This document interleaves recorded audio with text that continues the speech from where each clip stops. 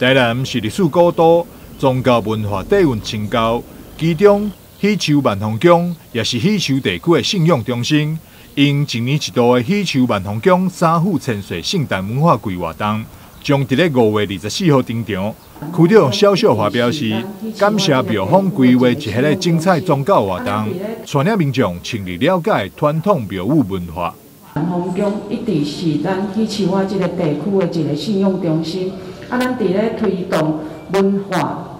宗教、优质化这个部分嘿，伫咱主委含咱各位委员的带领之下，咱拢非常的甘心吼。伫咧推动这宗教优质化，啊，咱嘛知影咱万丰宫的归教文化，吼，伫咧110年的2月，吼，设定为市级的民俗活动吼。那所以其实万丰宫来讲，除了是地方的宗教信仰以外，对于整个文化的传承，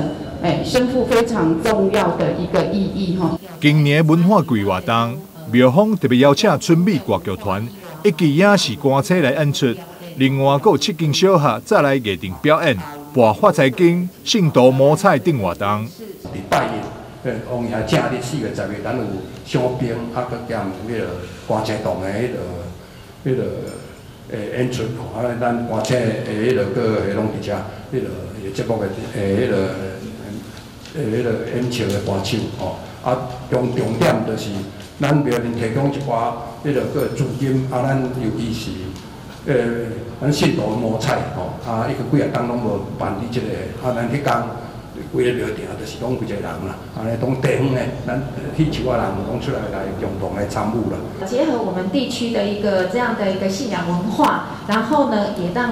会当互咱的囡仔吼有一个表演的舞台。啊，互各校吼会当来观摩吼，咱即个邀请除了有咱南区的学校以外，阁有中西区，啊，阁有安平区，啊，内容包括古镇、西镇，啊，阁太极拳的这样一个队伍，阁跳高镇。我想讲，安尼内容吼，应该是真精彩、真丰富。5月24到5月29之间，伫喜洲万丰宫，每天下晡甲暗时，拢有规划无同的表演活动。庙方欢迎市民朋友甲四方信众做伙来喜洲看热闹。台南新闻张硕维采访报道。